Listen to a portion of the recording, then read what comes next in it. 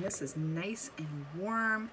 You saw that I got a lot of layers on here. I think 5 altogether, and I hope I did it right. I just got to peel it off the wood here. There it goes. Looks good.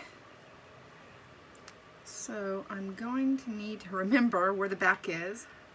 Yeah, this must be the back. Oh my gosh. Note to self.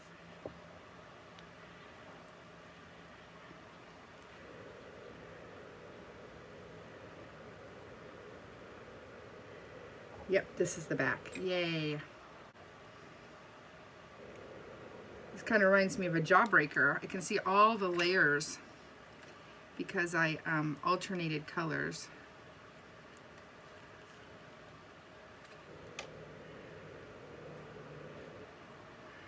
Let's get rid of this part. This is the wet clay.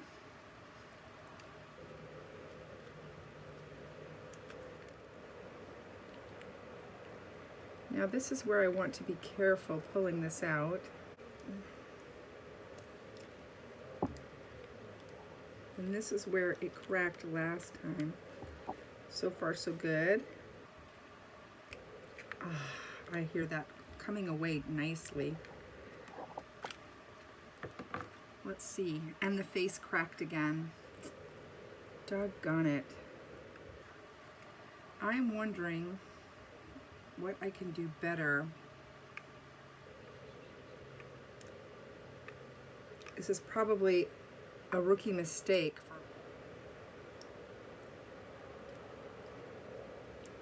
I think I might just pour it and see what happens, honestly. Make sure there's no bits of silicone left in here.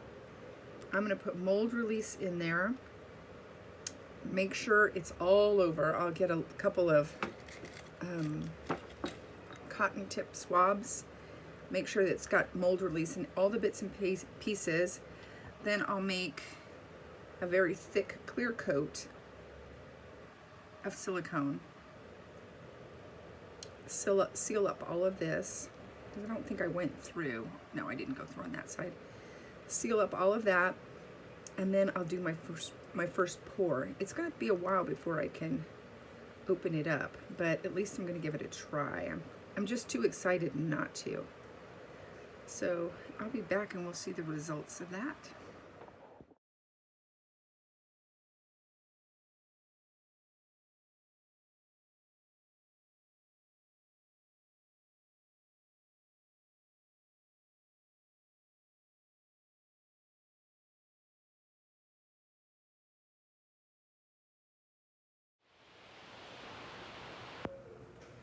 Hey everyone, we just finished dinner and I thought I'd come in here and see if this silicone had cured yet.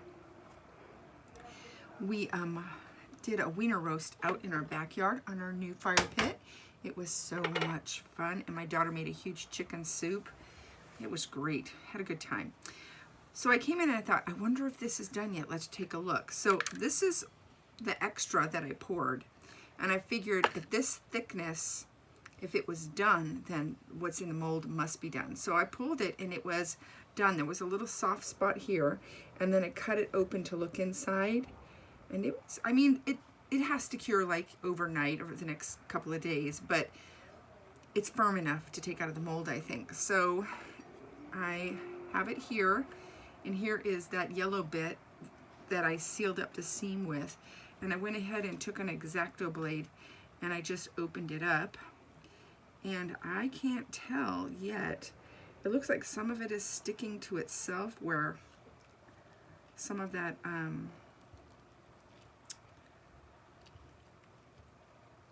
mold release didn't quite go. So hopefully we don't have a lot of those spots.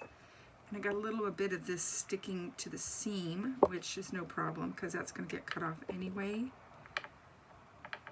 It's so weird how skin-like it is. And 20 is very soft.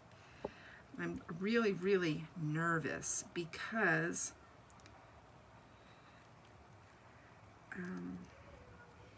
oops, I had one more cut there. And it's got a little bit of stick here, but hopefully it'll peel off. Yeah, it's peeling off. Ooh, this is squishy. I'm just worried about the face. That's my main concern. Look at the ear. The ear looks great. The head looks good. There's a lot of air bubbles. That's too bad. But you know what? I don't care. I'm going to, if this comes out okay, I think what I'm going to do is just put a little repair job over the air bubbles and keep it for myself. The fluke is sticking.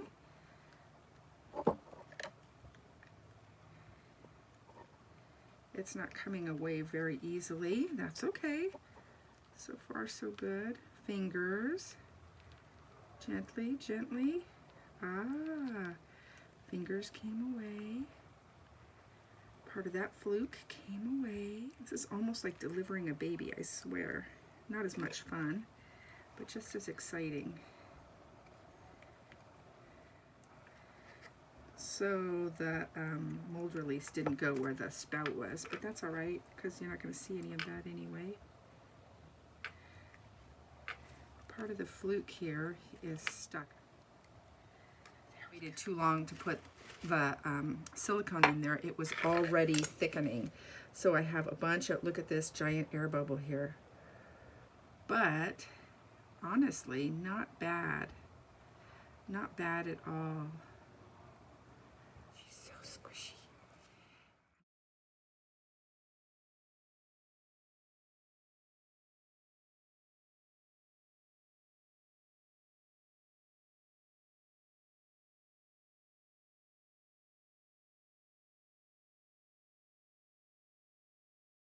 I'm going to check out the inside of this mold, see if there's any damage. Doesn't look like there is any damage at all. And I will probably do another pour tonight before I go to bed, just for fun. And now that I know how to use the vacuum chamber, and I'll degas the bubbles before I put it in the mold. I have to do it quick because it's going to set quickly. So I'll degas and then I'll pop it in the mold. And I don't know if I should degas the mold or not. I'll do a little research and find out.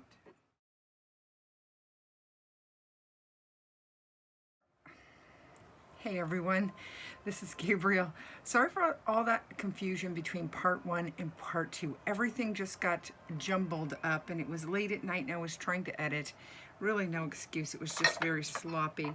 So I got you all up to speed, I hope, and I just wanted to come back and let you know what's going on.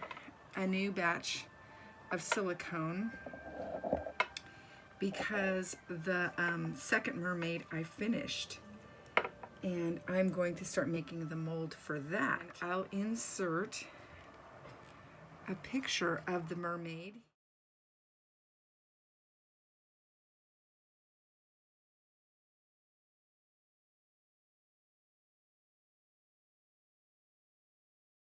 You're going to go, oh my goodness, what's wrong with her? She looks like she's all a burned cookie, and she is. I cooked her in different stages.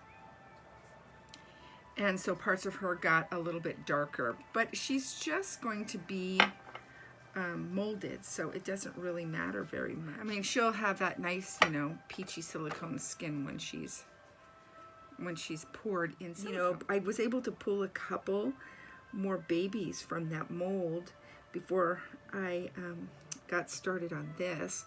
And the very first one is not usable. It is just too full of air bubbles. And on the other ones, there's air bubbles here and there. I think that's just something that's going to happen. It's silicone, and that's okay because you can just color match and fill that up. That's why you mix your color in part B so that you have a good color match when you're ready. I may or may not, I'm not sure. It depends on what's going on here. Pour maybe 1 or 2 more. I'm not sure.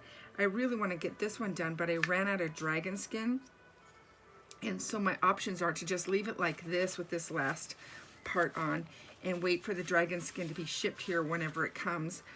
Or go ahead and finish this mold with thickener and 20. 20 is really gooey. So I don't know how that's going to work. I'm going to have to do some research tonight. I have a whole bowl of babies here. So here is the original. This is what she looks like. And she has, you know, a lot of discoloration again. I baked her a really long time, longer than the Sculpey directions ask you to, just because I wanted to make sure she was really, really hard and would hold up in the mold. That's the original. And here is the first one. Oh, this is, you can see that the top of her head is spongy and she has all these little holes. And I didn't use the vacuum chamber with this baby. And so, you know, she's very, very imperfect. But so the other babies came out really, really, really cute. And there are a few air bubbles here and there. And then when I trimmed the pour spout off the head, I got all these divots. But again, all of that is just going to be filled up with silicone that's exactly the same color. It's going to take a little work. I think the more I do, the better it's going to get. I'm really excited about it, and I can't wait. There was no naphtha degreaser at the hardware store. And we're on lockdown here in California, so I can't, like, you know, go out looking for things. And I really don't feel comfortable ordering it right now just because it's not a necessity and we're supposed to save, you know, shipping for essential things, and that's not real essential. But I do have a big container of acetone, so I'm going to try to degrease with acetone. I will use this first pour spongy baby as the experimental baby and see if I can get it all off. It's kind of harsh, but I think that's what I have to do. Either that or just wait. I'd like to paint one of these babies, so I'm a little impatient. So I might try on this baby first. Have a great night. Stay safe, stay well.